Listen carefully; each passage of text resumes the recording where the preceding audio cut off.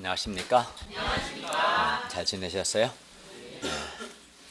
오늘 말씀 제목은 우리 노래 가사에도 있는 것처럼 행함과 진실함으로 사랑하자입니다. 말씀은 요한일서 2장 28절에서 3장 24절 말씀입니다. 요절 3장 18절을 한번 같이 읽겠습니다.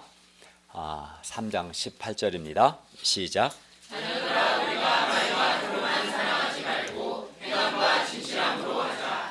기도하겠습니다. 은혜로우신 주님, 오늘도 저희가 살아계신 성부, 성자, 성령, 삼위 하나님께 예배 드릴 수 있는 은혜와 특권을 주셔서 감사합니다. 우리의 예배가 하나님을 기쁘시게 하는 예배가 되게 하여 주시고, 또 주님께서 이 자리에 임재하셔서 우리 한 사람 한 사람을 만나 주시고 하나님의 말씀으로 은혜와 복을 주시고, 또 하나님의 말씀을 통해서 우리의 내면과 가치관이 변화되도록 도와주시기를 기도합니다. 예수님의 이름으로 기도하였습니다. 아멘. 오늘 말씀은 하나님께 속한 자와 마귀에게 속한 자, 또 하나님의 자녀와 마귀의 자녀의 삶이 구체적으로 어떻게 다른가, 하나님의 자녀와 마귀의 자녀의 삶이 어떻게 다른가 가르쳐 줍니다. 오늘 말씀을 통해서 우리가 왜 의를 행해야 하는가, 우리가 왜 의를 행하고 또 우리가 왜 형제를 사랑해야 하는가, 형제를 사랑하되 어떻게 형제를 사랑해야 하는가를 배울 수 있기를 기도합니다. 제1장 하나님의 자녀는 하나님의 의로우심과 같이 의로워야 합니다. 2장 28절에서 3장 10절 말씀입니다. 2장 28절을 보십시오. 자녀들아, 이제 그의 안에 거하라. 이는 주께서 나타나신 바 되면 그가 강림하실 때 우리로 담대함을 얻어 그 앞에서 부끄럽지 않게 하려 함이라. 여기서 그의 안에 거하라는 것은 예수님 안에 거하라는 것인데, 신자가 여기서 주께서 나타나신다는 것은 주께서 강림하시는 것, 주님께서 재림하시는 것을 의미해요. 신자가 예수님께서 재림하실 때 예수님 앞에서 부끄럽지 않고 담대하기 위해서는 예수님 안에 거해야 합니다. 예수님 안에 거해야 예수님이 나타나실 때 부끄럽지 않고 우리가 담대함을 얻을 수 있겠죠. 그런데 여기서 예수님 안에 거한다는 것은 예수님과의 깊은 인격적인 사귐 안에 머무는 것을 의미합니다. 그리고 예수님의 말씀 안에 거하는 것, 그리하여 그 사람 안에 예수님의 말씀이 있는 것. 그러니까 예수님 안에 거한다는 것은 예수님과 인격적인 깊은 친밀한 사귐 안에 머무는 것이고, 예수님의 말씀 안에, 예수님의 말씀이 내 안에 거하는 것을 의미합니다. 그리하여 이렇게 예수님 안에 거하는 사람은 예수님의 말씀이 그 사람 안에 있어서 그 사람의 모든 가치관과 행동의 기준이 되는 것, 또 예수님의 말씀과 가르침대로 살아가는 것, 이것이 예수님 안에 거하는 겁니다. 그리고 이렇게 주님 안에 거하는 삶을 살 때 우리는 주님 안에 이렇게 거할 때 지금도 우리는 담대하고, 장차 예수님께서 다시 오실 때에도 우리는 담대하고 부끄럽지 않을 수 있습니다. 그러나 이제 주님 안에 거하지 않으면 현재도 담대하지 않고 주님께서 다시 오실 때에도 그는 부끄러움을 당하게 될 겁니다. 29절을 다 같이 읽겠습니다. 시작.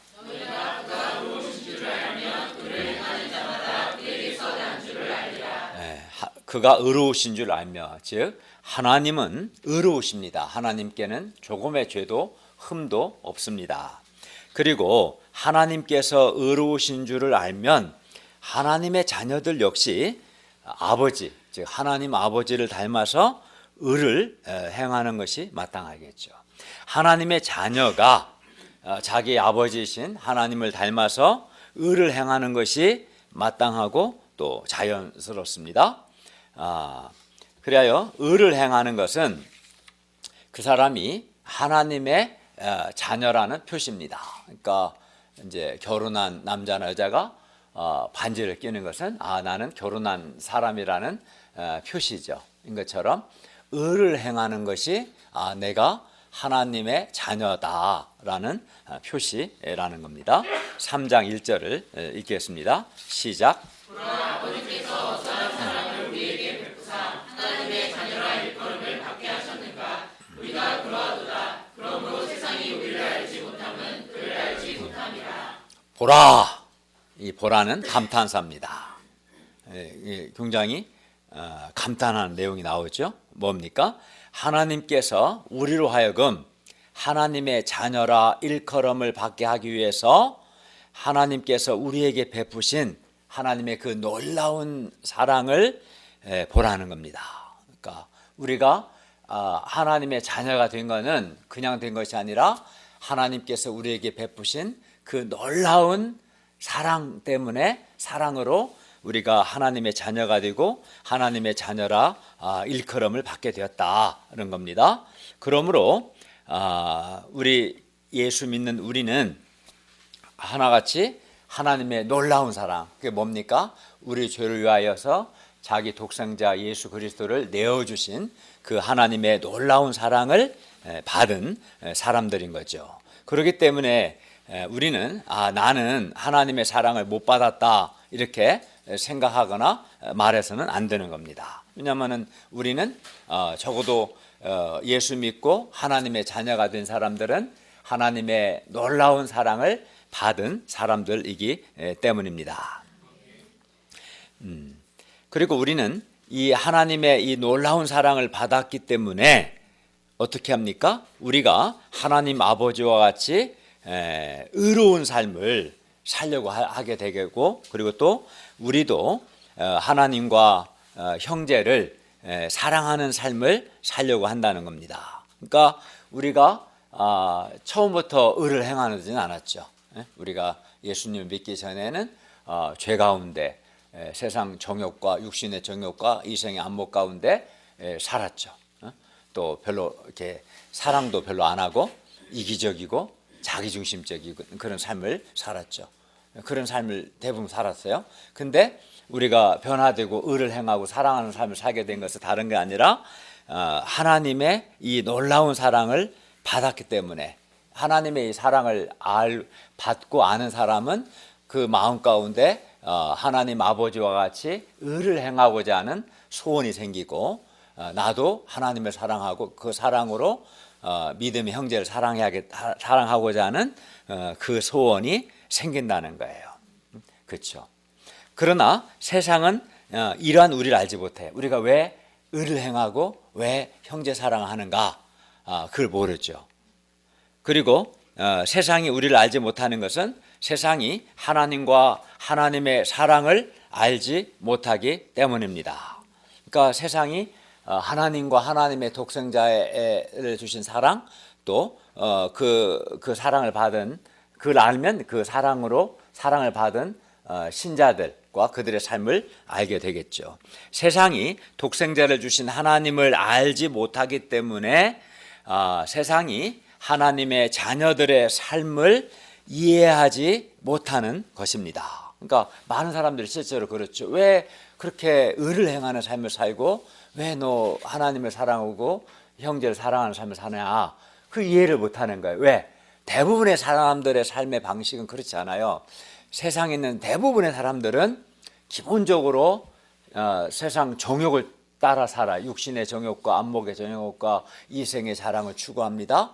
대부분 자기중심적이고 이기적인 삶을 삽니다. 그것이 자연스럽고 마땅하다고 생각을 해요.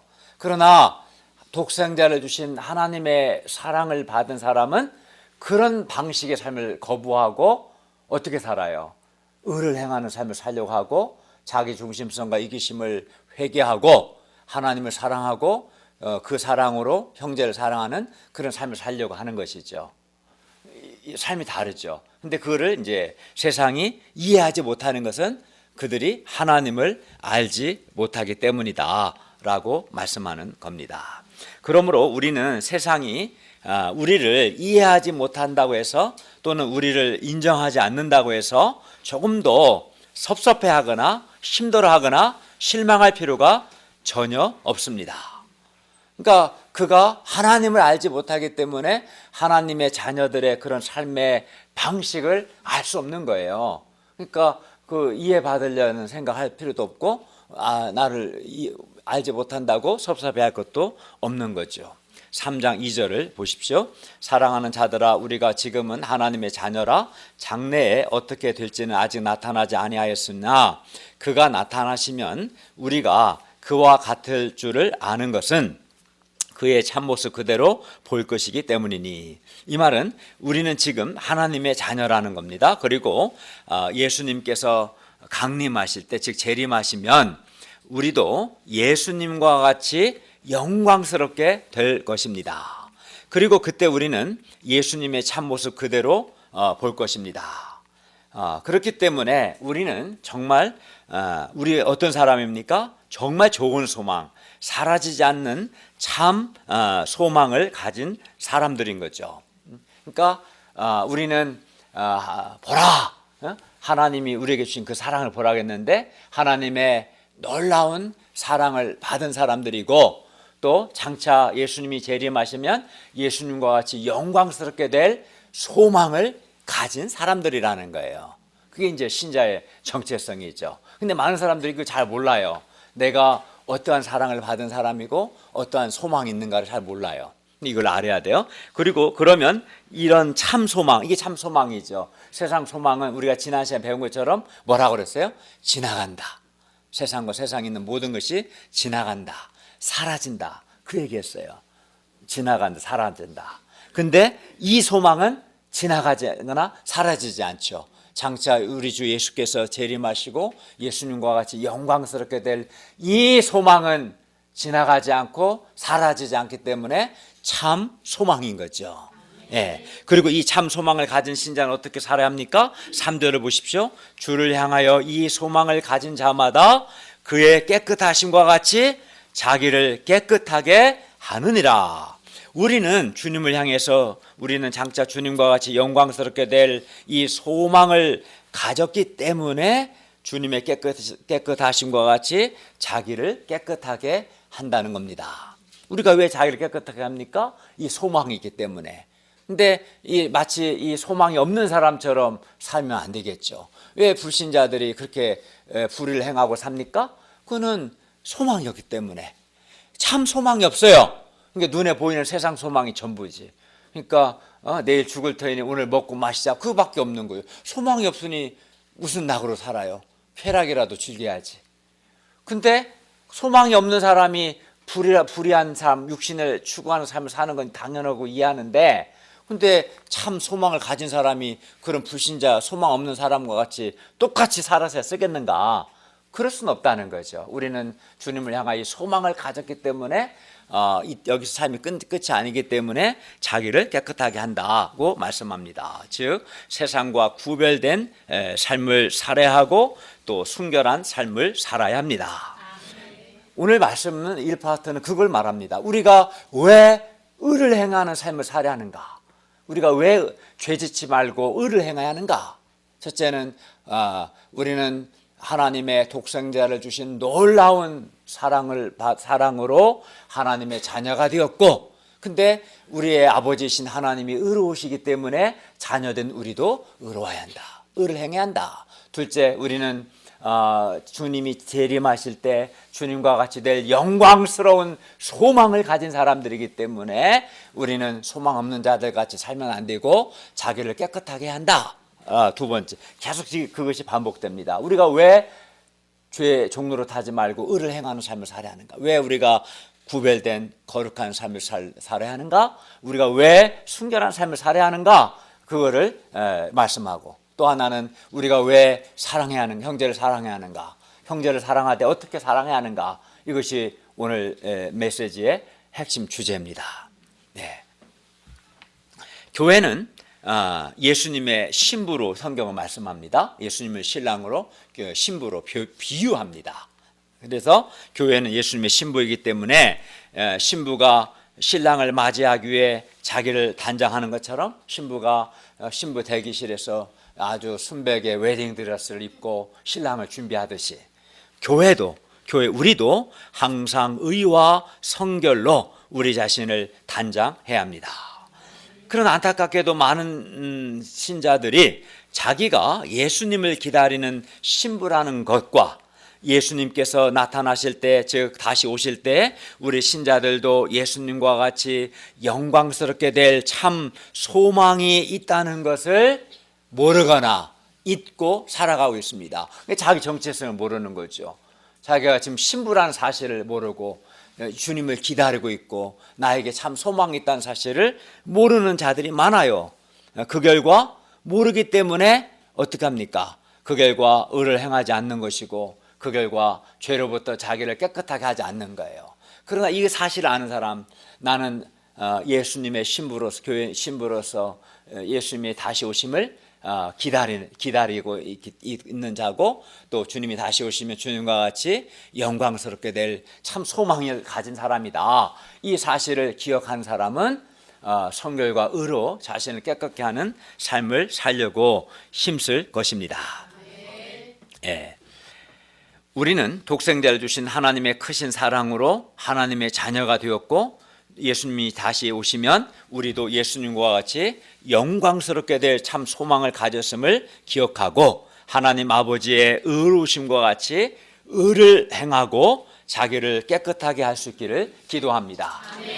요한은 막무가내로 무조건 의를 행해 이렇게 말하지 않습니다. 오늘 말씀을 잘 들어보면 우리가 왜 죄를 짓지 않고 의를 행해야 하는가를 굉장히 논리적으로 설득력 있게 말씀하고 있어요. 지금까지 두 가지를 봤는데 세 가지 더 이유가, 우리가 왜 의를 행해야 하는가, 그 이유가 나옵니다. 4절부터 10절은 죄의 심각성을 경고하는 내용입니다. 4절을 보십시오. 죄를 짓는 자마다 불법을 행하나니 죄는 불법이라.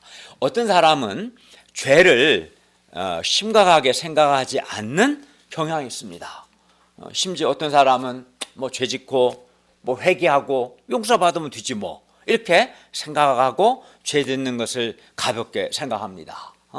죄 짓고 회개하고 용서받으면 되지 이렇게 생각하는 거죠. 가볍게. 그러나 그가 알아야 할 것은 여기 본문 4절에 의하면 죄를 짓는 자마다 불법을 행하는 것이고 죄는 불법이라고 말씀합니다.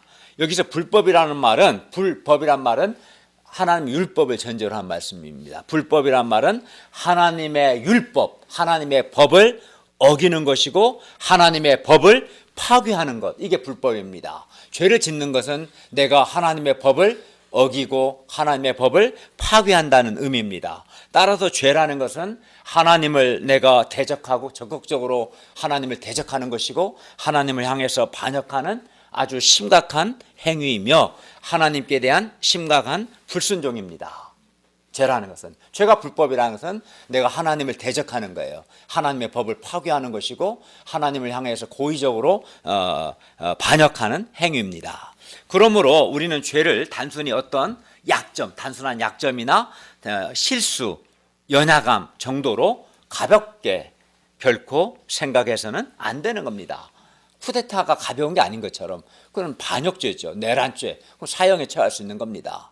가벼운 게 아닌 것처럼 더욱 심각한 겁니다. 죄는 불법입니다. 죄를 지을 때 그걸 알아야 합니다. 내가 죄를 짓는 이 순간 나는 하나님의 법을 파괴하는 것이고 하나님을 대적하는 것이다. 그 인식을 가져야 합니다. 그때 함부로 가볍게 쉽게 죄를 지을 수는 없는 것이죠. 5절을 보십시오. 그가 우리 죄를 없애려고 나타나신 것을 너희가 아나니 그에게는 죄가 없느니라. 그는 예수님이시죠. 하나님이신 예수님께서 육신을 입으시고 오신 목적은 우리 죄를 없애기 위해서입니다. 하나님이신 예수님은 우리 죄를 없애려고 십자가에서 우리가 받아야 할 죄의 형벌을 대신 우리를 대신하여 받으신 겁니다. 예수님께서 성육신하신 목적과 예수님께서 십자가에서 죽으신 목적이 뭡니까? 다 우리 죄를 없애기 위한 것입니다. 그러므로 예수 그리스도의 성육신하신 목적과 예수 그리스도의 십자가에서 죽으신 목적을 아는 사람이라면 당연히 죄 짓는 것을 심각하게 생각하고 죄 짓지 않고 거룩한 삶을 살고자 애써야 하는 거죠. 예수님께서 우리 죄를 없애기 위해서 오셨고 우리 죄를 없애기 위해서 십자가에서 죽으셨다는 걸 아는 사람이 어떻게 죄를 쉽게 가볍게 반복적으로 지을 수 있겠습니까? 그럴 수는 없는 법이죠. 그리고 또 6절과 9절을 보십시오. 먼저 6절을 한번 읽겠습니다. 시작. 그 안에 거하는 자마다 범죄하지 아니하나니 범죄하는 자마다 그를 보지도 못하였고 그를 알지도 못하였느니라. 예, 또 9절을 읽겠습니다. 시작. 하나님께로부터 난 자마다 죄를 짓지 아니하나니 이는 하나님의 씨가 그의 속에 거함이요 그도 범죄하지 못하는 것은 하나님께로부터 났음이라. 예, 6절 먼저 상반절 한번 봅시다. 6절 상반절 보시면 그 안에 즉 예수님 안에 거하는 자마다 범죄하지 아니하나니 한다. 그리고 다시 9절 상반절을 보시면요, 하나님께로부터 난 자마다 죄를 짓지 아니한다 해서 여기서 예수님 그 안에 즉 예수님 안에 거하는 자나 9절 상반절 하나님께로 난 자는 한마디로 예수 믿는 신자를 가리키는 말입니다. 신자입니다. 그런데 6절 상반절과 9절 상반절은 즉 그 안에 거하는 자, 예수님 안에 거하는 자와 또 9절 상반절 하나님께로부터 난 자, 즉 신자는 뭐라고 그랬어요? 범죄하지 아니한다, 죄를 짓지 않는다고 말씀합니다. 우린 여기서 신자는 전혀 죄를 짓지 않는다고 오해할 수 있는데 본문을 표면적으로만 읽으면 오해할 수 있는데 오늘 6절 9절 본문은 결코 그런 뜻이 아닙니다. 신자가 죄를 짓지 않는다, 범죄하지 않는다 이 말은 아닌 거예요. 신자는 죄의 지배에서는 결정적으로 자유했으나 우리가 죄를 용서받고 죄의 지배에서 자유함을 얻었지만 우리 안에 신자 안에 죄성은 여전히 남아 있습니다. 그래서 어떻습니까? 우리가 죄를 짓죠. 그죠? 그러니까 주님께서 우리 죄를 용서해 주신 거지 우리 안에 있는 죄성 자체를 제거하진 않으셨어요. 그래서 우리는 실제로 죄를 졌습니다. 그래서 1장 그 8절 9절에서 뭐라고 그랬어요? 요한일서 1장 8절 우리는 죄를 짓는데 범죄하지 않는다고 말하는 자는 거짓말쟁이다. 우리는 죄를 짓지만 우리에게 대언자 예수님이 계셔서 우리 죄를 위해서 중보해 주신다. 그런 말씀이 1장 8절 9절 10절 있죠. 이 말씀은 뭘 전제로 하는 거예요? 우리가 죄를 짓는다는 걸 전제로 말씀하신 거고 오히려 죄를 짓지 않는다고 말하는 자는 거짓말장이다. 그 속에 진리가 없다라고 말씀한 거예요. 근데 오늘 3장 6절 9절 상반절을 표면적으로 보면 마치 신자는 죄를 안 짓는다고 말하는 것처럼 오해할 수 있는데 그건 아니라는 거죠. 따라서 3장 6절과 9절은 신자는 전혀 죄를 짓지 않는다 이런 뜻은 아닙니다. 그러면 무슨 뜻이에요? 이제 그걸 봐야겠죠. 3장 6절과 9절 말씀은 성령으로 거듭난 사람은 결정적 성화를 통해서 우리가 제가 수요일에 가르쳤는데 그건 잘 몰라도 지금 말씀 들으면 되겠습니다. 그래서 성령 거듭난 사람 신자는 칭의 의롭다함과 함께 죄와 사망의 통치 영역에서 예수 그리스도께서 다스리시는 의와 생명의 영역으로 결정적으로 옮겨졌어요. 그러니까 이제 한마디로 같은 신자지만 이게 우리 눈에는 안 보이지만 영적 세계에 있어요. 사탄이 통치하는 지배하는 죄와 사망의 영역이 있고요. 예수님이 지배하 다스리시는 의와 생명의 영역이 있어요. 그래서 예수 믿고 의롭다함을 받으면 그 순간 우리가 이동을 하게 돼. 마치 북한이 탈북해서 남한으로 오듯이 이게 물리적인 이동이 아니라 영적인 이동이 일어나요. 예수님 믿는 사람은 사탄이 다스리는 죄와 사망의 영역에서 예수님이 다스리시는 의와 생명 영역으로 이동을 합니다. 이걸 결정적 성화라고 하는데 그래서 이제 이 영역, 이 죄와 사망 영역이 있지 않은 거지. 물론 그 사람 안에 죄성은 있지만, 그래서 죄가 더 이상 우리 신자의 죽을 몸에 왕노릇하지 못하는 거예요. 그러니까 이 영역에서는 영역 있는 사람에게는 죄가 그를 왕노릇하는, 죄가 그를 다스리고 그 사람은 그 죄의 종이 되는, 종노릇하는, 여기서는 반복해서 죄에 넘어지고 의를 행하는 삶이 불가능해. 이 영역에서는 그렇게 돼. 그러나 이제 우리는 이 예수님이 다스리는 의와 생명 영역으로 이동했기 때문에 이제 우리는 더 이상 죄의 세력에 지배당하지 않는, 더 이상 죄에게 종노릇하지 않게 되었다, 그런 뜻입니다. 그러니까 3장 6절과 9절은 문자적으로 죄를 하나도 안 짓는다, 그 말이 아니라 신자는 이제 죄의 종노릇하지 않는다, 그런 의미예요. 신자는 이제 더 이상 죄의 종이 되지 않는다, 죄의 종노릇하지 않는다, 이런 의미로 이해하면 되겠습니다. 그리고 9절 하반절, 하나님의 씨는, 여기서 하나님의 씨는 신자의 거듭난 생명과 성품 또는 성령을 가리킵니다. 성령 하나님을 가리킵니다.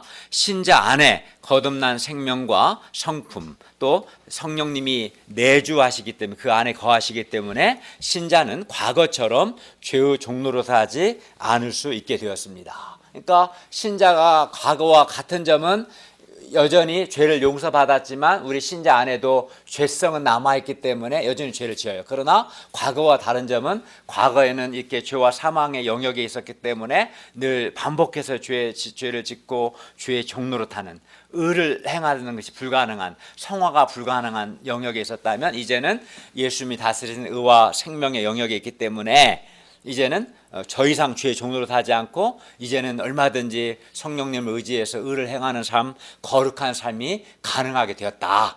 이해 갑니까? 네, 그걸 이야기하는 거예요. 예. 그래서 이제 우리는 더 이상 죄의 종노릇하지 않고 의를 행할 수 있게 되었어요. 그러니까 뭐라 하는 거예요? 우리가 지금 뭘 배우냐면, 우리가 왜 의를 행해야 하는가? 이제 너희는 죄에 더 이상 죄의 종노릇하지 않게 되었기 때문에 이제 얼마든지 의를 행해야 한다. 근데 과거처럼 예수 믿기 전에는 의를 행하라고 요구해도 할 수가 없었어요. 그러나 이제는 너희는 이제는 죄의 종노릇하지 않게 되었기 때문에 이제 신자된 너희는 의를 행해야 한다라고 말씀하고 있는 겁니다. 7절을 다 같이 읽겠습니다. 7절 시작.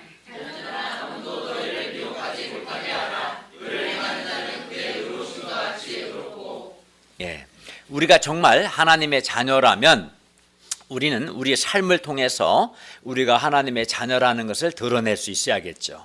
그런데 하나님은 의로우시고 우리는 의로우신 하나님의 자녀이기 때문에 우리는 하나님의 자녀답게 의를 행해야 한다고 다시 또 말씀합니다. 8절을 보십시오. 죄를 짓는 자마다 마귀에게 속하나니 마귀는 처음부터 범죄함이라. 하나님의 아들이 나타나신 것은 마귀의 일을 멸하려 하심이라. 마귀는 처음부터 범죄했기 때문에 죄를 짓는 자는 한마디로 마귀에게 속한 마귀의 자녀입니다. 우리가 왜 의를 행해야 합니까? 죄를 짓는 자는 마귀에게 속한 마귀의 자녀이기 때문에, 반면 우리는 하나님께 속한 하나님의 자녀이기 때문에 의를 행해야 한다는 것을 말하는 거예요.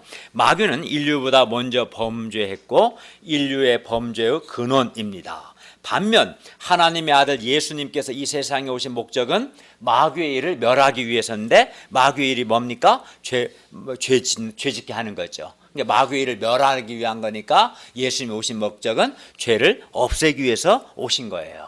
예수님이 마귀의 일을 멸하기 위해서, 죄를 없애기 위해서 오셨는데 예수 믿는 신자가 계속 죄를 지으면 되겠습니까? 안 되겠죠.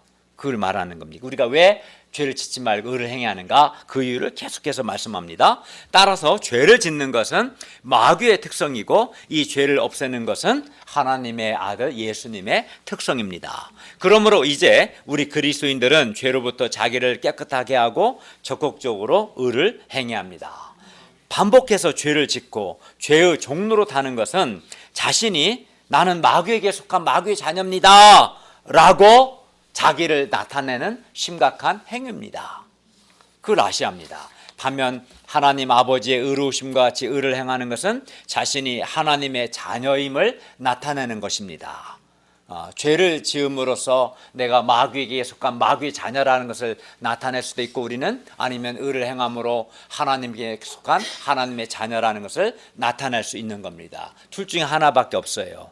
10절을 보십시오. 이러므로 하나님의 자녀들과 마귀의 자녀들이 다 드러나나니 무릇 의를 행하지 아니하는 자나 또는 그 형제를 사랑하지 아니하는 자는 하나님께 속하지 아니하느니라. 그러니까 하나님의 자녀와 마귀의 자녀를 분별하는 기준이 뭡니까? 그가 의를 행하는가 행하지 않는가, 형제를 사랑하는가 형제를 사랑하지 않는가를 보면 이 사람이 마귀에게 속한 마귀의 자녀인지 하나님께 속한 하나님의 자녀인지 알 수 있어요.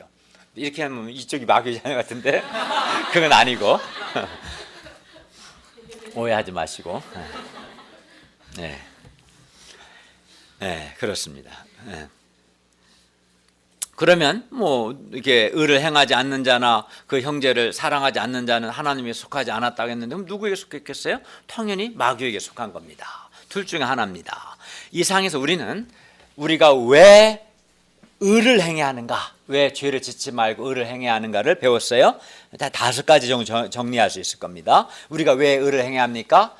왜냐하면 첫째, 우리는 하나님의 큰 사랑으로, 독생자를 주신 사랑으로 하나님의 자녀가 되었고 하나님의 자녀이기 때문에 하나님 아버지의 의로우심과 같이 우리도 의를 행해야 한다는 거예요. 둘째는 뭡니까? 예수님께서 다시 오실 때, 재림하실 때 우리도 예수님과 같이 될 참 소망을 가졌기 때문에 우리가 죄로부터 자기를 깨끗하게 한다.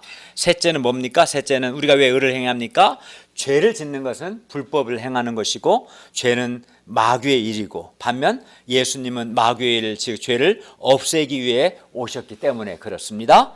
넷째, 우리가 왜 의를 행해야 합니까? 신자는 더 이상 이제는 죄의 종이 아니기 때문에 얼마든지 의를 행할 수 있게 되었기 때문입니다. 다섯째, 우리가 왜 의를 행해야 합니까? 죄를 짓는 자는 마귀에 속한 마귀의 자녀이고 의를 행하는 자는 하나님께 속한 하나님의 자녀이기 때문입니다.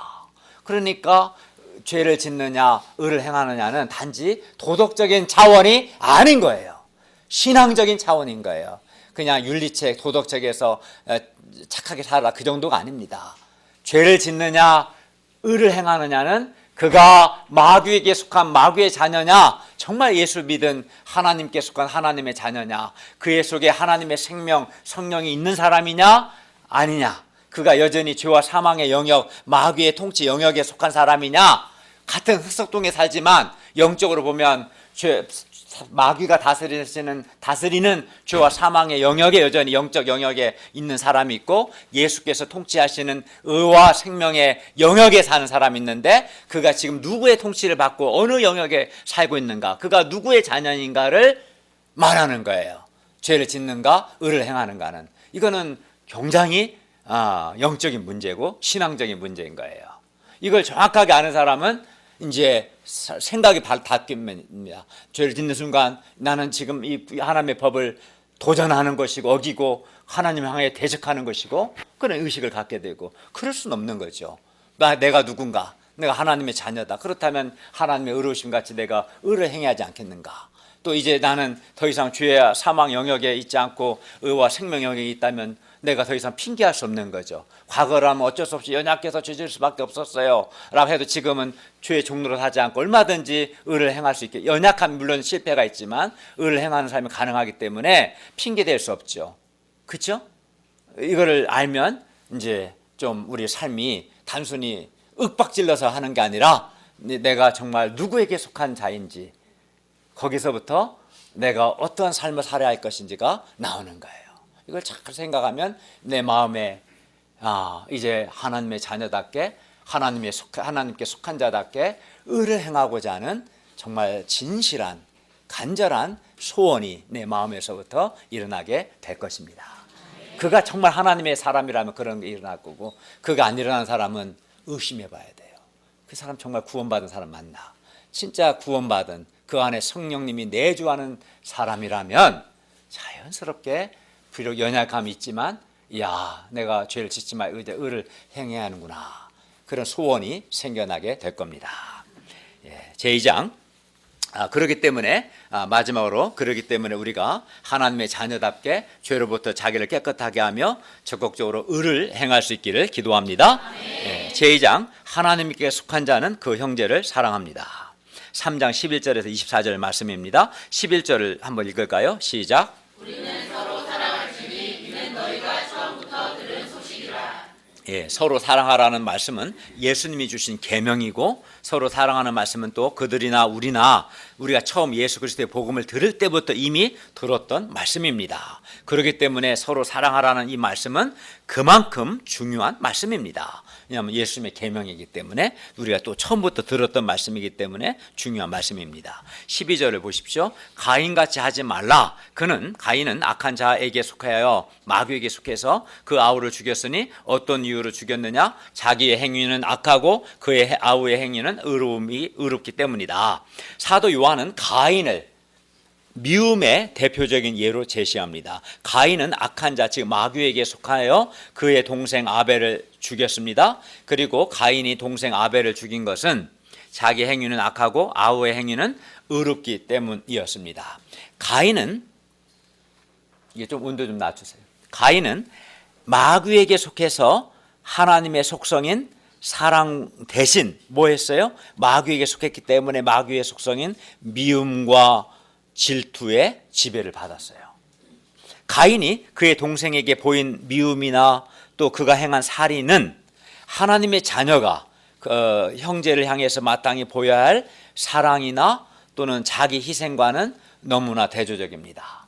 하나님의 자녀는 형제를 사랑해야 하고 자기를 희생해야 합니다. 근데 가인이 한 행위는 미워하고, 동생을 미워하고 살인했습니다. 가인은 미움과 살인을 통해서 동생을 미워하고 동생을 죽이는 살인을 통해서 가인 자신이 마귀에게 속한 마귀의 자녀라는 것을 나타냈습니다. 13절을 보십시오. 형제들아, 세상이 너희를 미워해도 이상히 여기지 말라. 신자들이 세상에서 미움을 받는 것은 신자들이 세상이 아닌 하나님께 속했기 때문이고, 신자들이 세상과 타협하지 않고 세상과 구별된 삶을 살기 때문입니다. 그러므로 세상이 우리를 미워해도 우리는 이상히 여기지 말아야 합니다. 도리어 세상이 미워하지 않는 것을 이상하게 여겨야 합니다. 내가 정말 하나님께 속한 자로서 구별된 삶을 산다면 미움을 받는 게 너무나 자연스러운 거예요. 세상에 미움을 받지 않으면 오히려 그것을 이상히 여겨야 한다. 내가 신자답지 않게 살아서 그런가? 이상하게 여겨야 한다는 거예요. 14절을 보십시오. 14절을 읽겠습니다. 시작. 우리는 형제를 사랑함으로 사방에서 옮겨 생명으로 들어간 줄을 알거니와 사랑하지 아니하는 자는 사방에 머물러 있느니라. 이 말씀은 우리가 형제를 사랑함으로 사망에서 옮겨 생명으로 들어갔다는 말이 아니라, 우리가 형제를 사랑함을 통해서 우리가 이미 사망에서 옮겨 아까 말한 생명으로 들어갔다는 것을 알 수 있다는 거예요. 그러니까 좀 더 설명하면, 사망에서 옮겨서 생명으로 들어간 것이 형제를 사랑하는 것보다 먼저 일어난 일이죠. 이해가죠? 왜냐하면 그 형제를 사랑하는 것은 사망에서 옮겨서 생명으로 들어간 자, 즉 구원을 받은 자만이 할 수 있기 때문입니다. 그러니까 사망의 영역에 있는 사람은 형제를 사랑하기 힘들어요. 물론 자기 속한 지 자식이나 자기 속한 건 사랑하겠지만, 그죠? 자기를 넘어서서 형제 사랑이 어려워요. 그러니까 이 사망의, 사탄이 지배하는 죄와 사망의 영역에 있는 자는 되게 자기중심 이기적인 삶의 패턴입니다. 자기에게 속한 사람만 사랑해요. 지 자식을 위해서만, 자기 와이프만, 자기 남편을 위해서만 돈을 쓰고 시간을 쓰고 하지, 다른 믿음의 형제들을 위해, 다른 사람을 위해서는 희생하려고 하지 않습니다. 이게 사망의 영역이 있는 사람의 특징이고, 그러나 이 생명의 영역이 있는 사람은 자기 중심성, 이기심을 극복하고 다른 사람을 사랑하고 그를 위해서 희생합니다. 그래서 사망에서 옮겨 생명으로 옮겨갔기 때문에 사랑할 수 있는 거고, 형제 사랑하는 거 보면 이 사람이 지금 이 사망의 영역에 있지 않고 생명으로 옮겨졌다는 것을 우리가 알 수 있다는 그런 의미입니다. 그러니까 뭐가 먼저예요? 사망에서 옮겨 생명으로 간 것이 먼저인 거지. 그걸 어떻게 알 수 있어요? 눈으로 안 보여. 이게 사망도 눈에 안 보이고 생명도 눈에 안 보이지만, 그가 형제 사랑을 하는 걸 보니까 이 사람은 사망에서 옮겨 생명으로 들어간 사람이구나 라고 알 수 있다는 것입니다. 그래서 형제를 사랑하는 것은 사망에서 옮겨 생명으로 들어간 자, 즉 구원받은 자, 즉 하나님께 속한 사람의 특징입니다. 반면 그 형제를 사랑하지 아니하는 것은 사망에 머무는 사람, 마귀에게 속한 사람의 특징입니다. 그러니까 사랑도 역시 마찬가지입니다. 그러니까 사랑이 좋으니까 사랑하는 게 아닙니다. 사랑해야 하고 우리 형제를 사랑해야 할 이유는 형제 사랑은 생명에 속한 사람, 하나님께 속한 사람의 특징이고 형제를 사랑하지 않고 미워하는 것은 마귀에게 속한 사망의 영역에 있는 사람의 특징이기 때문에 형제를 사랑해야 한다는 것을 말하는 겁니다. 그리하여 그 형제를 사랑하지 아니하는 것은 그가 마귀에게 속했기 때문이고 그가 여전히 마귀가 통치하는 사망의 영역에 머물러 있기 때문입니다. 그러므로 그 형제를 사랑하거나 미워하는 것은 그가 누구에게 속했는가, 즉 그가 하나님께 속한 하나님의 자녀인가, 아니면 그가 가인처럼 마귀에게 속한 마귀의 자녀인가, 그가 지금 사망에 머물러 있는가 아니면 생명에 머물러 있는가를 보여주는 매우 중요한 기준이요 특징입니다. 형제를 사랑하는가 형제를 미워하는가 하는 것은. 그러므로 우리는 하나님께 속한 사람이라면 하나님에게 속한 하나님의 자녀로서 형제를 사랑하는 것이 마땅합니다. 15절을 보십시오. 그 형제를 미워하는 자마다 살인하는 자니 살인하는 자마다 영생이 그 속에 거하지 아니하는 것을 너희가 아는 바라. 요한은 형제에 대한 미움을 살인과 같은 것, 동일한 것으로 보고 있습니다. 그냥 미움이 표현되면 살인까지 나타나기 때문에 살인이나 미움의 본질은 같다는 거예요. 예수님도 그렇게 말씀하셨어요. 형제를 미워하는 자는 이미 살인한 거고 여자를 보고 음욕을 품은 자마다 이미 간음한 거나 똑같다고 예수께서 말씀하셨습니다.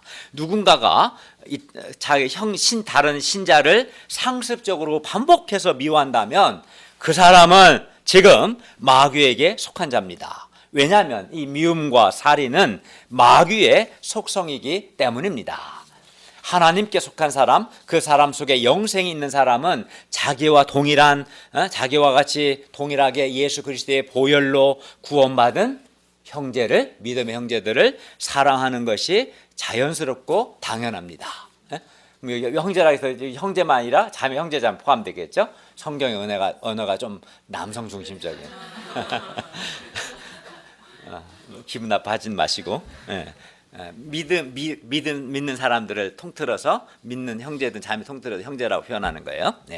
16절을 다 같이 읽겠습니다. 16절 중요한 말씀입니다. 시작. 그가 우리를 위하여 목숨을 버리셨으니 우리가 이로써 사랑을 알고 우리도 형제를 위하여 목숨을 버리는 것이 마땅하니라. 예수 그리스도께서 우리를 죄와 죽음에서 구원하기 위해서 자기 목숨을 버리셨습니다. 그리고 예수 그리스도께서 우리를 위해 자기 목숨을 버리신 것을 통해서 우리는 비로소 우리를 향한 하나님의 사랑을 알게 되었습니다.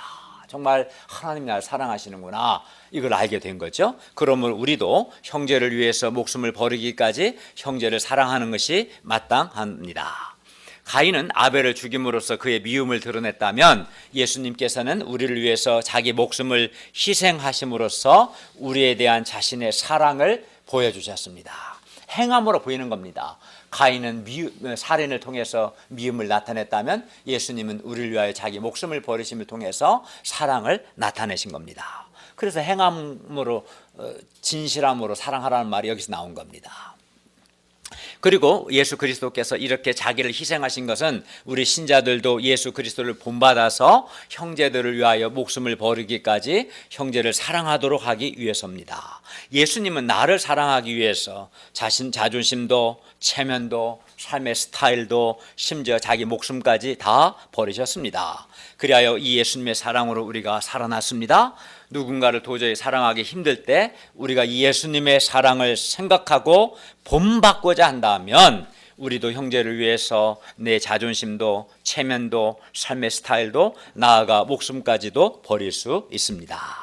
17절을 보십시오. 누가 이 세상의 재물을 가지고 형제의 궁핍함을 보고도 도와줄 마음을 닫으면 하나님의 사랑이 그 사람 속에 거하지 않는다고 봐야 한다는 겁니다. 왜냐하면 하나님이 우리를 사랑하는 것과 우리가 이 사랑으로 형제를 사랑하는 것, 이 둘을 분리하는 것은 불가능하기 때문입니다. 나는 하나님을 사랑해, 근데 형제는 사랑하지 않아. 이거는 불가능하다는 거예요. 이건 있을 수 없는 일이고, 형제 사랑하지 않는다면 이 사람 하나님 사랑하지 않는구나, 하나님의 사랑이 그 사람 속에 없구나 라고 봐야 한다는 겁니다. 정말 하나님의 사랑을 받고 하나님을 사랑하는 사람이라면 당연히 자연스럽게 형제를 사랑한다는 것입니다. 그래야 형제가 궁핍함을 보면 세상 재물로 형제를 도와주려고 할 겁니다. 18절을 보십시오. 자녀들아, 우리가 말과 혀로만 사랑하지 말고 행함과 진실함으로 하자. 우리는 행함과 진실함으로 형제를 사랑해야 합니다. 사랑의 진실성, 진실한 사랑은 다른 사람을 구체적으로 돕는 행함으로 증명됩니다. 행함이 없는 사랑은 진실한 사랑이 아닌 겁니다. 진실한 사랑은 반드시 행함으로 나타납니다. 그래서 행함과 진실함으로 사랑하자라고 말합니다. 행함이 없는 사랑은 진실성이 없는 거예요. 그 진실한 사랑이라면 반드시 행함으로 나타날 수밖에 없다. 그래서 뭐라고 그런 거예요? 행함과 진실함으로 사랑하자라고 말씀하는 겁니다. 그런데 사랑의 본질은 자기 희생입니다. 요한은 형제와의 관계 속에서 행함으로 입증되지 않는 말과 혀만의 사랑을 거부합니다. 말과 혀로만 하는 사랑은 진실한 사랑이 아닙니다. 우리를 위하여 자기 목숨을 내어주신, 자기 희생을 본으로 보여주신 예수님을 믿는 성도들은 사랑한다고 말하는 것만으로는 부족하며 실제 생활에서 행함으로 그 사랑의 진실함을, 사랑의 진정성을 나타내야만 합니다. 하나님의 구속의 사랑, 예수 그리스도의 대속의 사랑을 받은 사람은 자신도 형제를 행함과 진실함으로 사랑해야 합니다.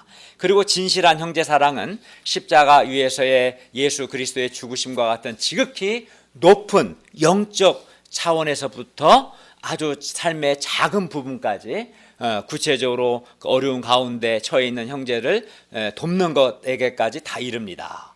그러니까 우리는 형제를 사랑하되 영육 간에 다 영적인 차원과 실제적인 차원에서, 그리고 행함과 진실함으로 사랑해야 한다고 말씀합니다. 예를 들어서 세상 재물을 가지고 궁핍한 형제를 도와주는 그런 행함과 진실함으로 사랑해야 합니다. 형제가 어려워요. 근데 나는 물질적인 좀 여유가 있어요. 그렇다면 정말 그 형제를 사랑한다면 내 여유 있는 그 물질로 그 형제를 위해서 섬겨야 하지 않겠는가? 이게 사랑이지 않냐라고 말씀하는 거예요. 형제는 어려워. 나는 넉넉해. 근데도 도와줄 마음이 없어. 그럼 어떻게 이 사람 속에 하나님의 사랑이 있다고 할 수 있겠냐? 그건 가짜다, 거짓이다. 이해할 수 있는 말씀이죠? 네, 그렇습니다. 형제 사랑은 형제를 위해서 진실하게 간절히 기도해주고 형제를 진실하게 위로하고 격려하며 형제가 어려움을 겪을 때 구체적이고 실제적으로 돕는 것으로 나타나야 합니다. 이렇게 하는 것이 행함과 진실함으로 형제를 사랑하는 겁니다. 물론 이러한 진실한 형제 사랑을 위해서는 우리가 우리 마음과 시간과 돈과 재능을 들여야 하고요, 실제적으로 수고를 많이 해야 하고 또 희생을 해야 합니다. 이런 수고와 희생이 없이 형제를 사랑할 수는 없는 겁니다.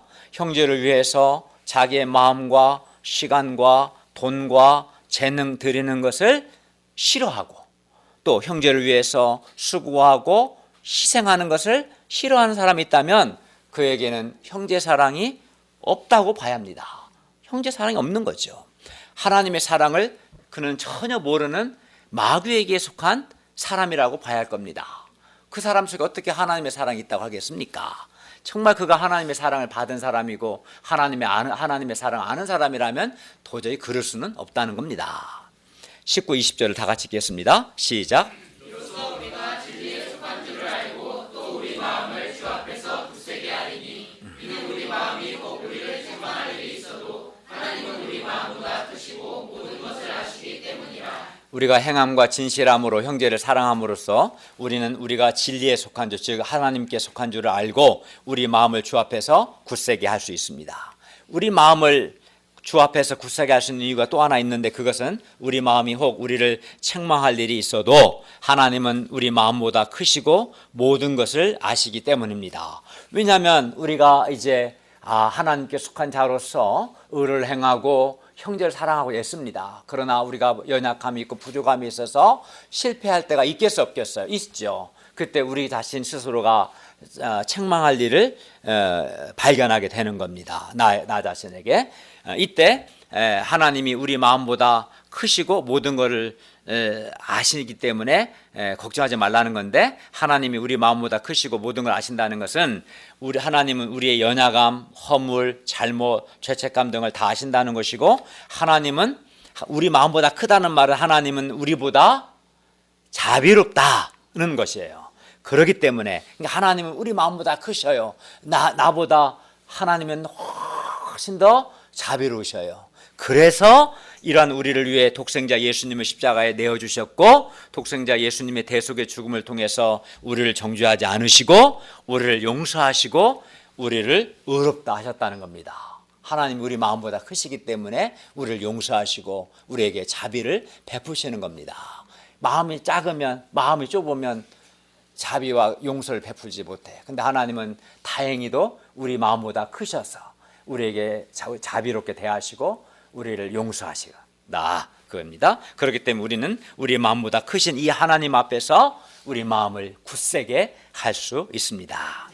21, 22절을 보십시오. 형제를 사랑함으로 우리 마음이 하나님 앞에서 책망할 것이 없을 때 우리 마음이 하나님 앞에서 담대함을 얻을 뿐만 아니라 우리는 무엇이든지 구하는 바를 하나님에게서 받습니다. 왜냐하면 우리가 하나님의 계명을 지키고 하나님 앞에서 하나님이 기뻐하시는 것을 행하기 때문입니다. 즉 응답을 받는 기도의 조건은 우리가 그의 계명을 지키는 것과 그의 기뻐하시는 바를 행하는 겁니다. 그러니까 마치 자식이 부모를 기쁘게 하고 부모 말을 잘 들으면 부모가 막 해달라는 거, 노트북 사달라, 뭐 해달라는 거 다 해주고 싶겠죠, 그죠? 근데 부모 말 하나도 안 듣고 막 사달라는 거 엄청 많으면 좀 별로 사주고 싶지 않을 수 있잖아요, 그죠? 마찬가지로 우리가 그의 계명을 지키고 하나님 기뻐하시게 하면, 하나님께 하고 하나님께 기도하면 하나님이 무엇이든지 들어주신다, 그 얘기합니다. 그런데 23절에 보면 그럼 하나님의 계명이 뭐냐? 이 하나님의 계명은 우리가 하나님의 아들 예수님의 이름을 믿고 그가 우리에게 주신 계명대로 서로 사랑하는 거예요. 예수님 믿고 서로 사랑하는 것이 가장 큰 계명인 거예요. 그렇기 때문에 우리가 하나님의 아들 예수 그리스도의 이름을 믿고 그가 우리에게 주신 계명대로 서로 사랑하는 것은 매우 중요합니다. 24절을 읽겠습니다. 시작. 그의 계명을 지키는 자는 주 안에 거하고 주는 그의 안에 거하시나니 우리에게 주신 성령으로 말미암아 그가 우리 안에 거하시는 줄을 우리가 아느니라. 우리가 하나님의 계명, 즉 그 아들 예수의 이름, 예수 그리스도의 이름을 믿고 그가 우리에게 주신 계명대로 서로 사랑하면 우리가 주 안에 거하고 주는 우리 안에 거하십니다. 이게 좀 추상적인 말이지만 이를 가르쳐서 상호 내주라고 해요. 내가 주님 안에, 주님이 내 안에, 상호 내주라고 하는데, 그만큼 이 말은 뭐냐면 그만큼 우리는 주님과 아주 친밀한 사귐을 갖는다는 것이고, 이때 이렇게 내가 주님 안에, 주님이 내 안에, 즉 주님과 친밀한 사귐을 가질 때 영생의 기쁨과 행복이 있습니다. 그리고 우리가 주 안에, 주님께서 우리 안에 거하시는 이 상호 내주를 가능하게 하시는 분이 바로 성령 하나님이십니다. 결론입니다.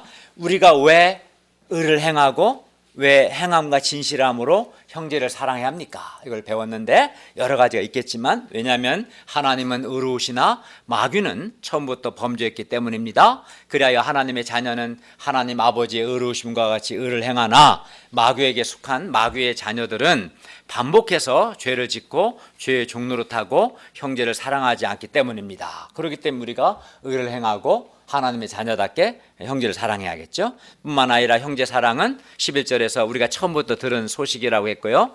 또 14절에서 사망에서 옮겨 생명으로 들어간 사람의 특징이라고 했고요. 23절에서는 하나님의 계명이라고 했습니다.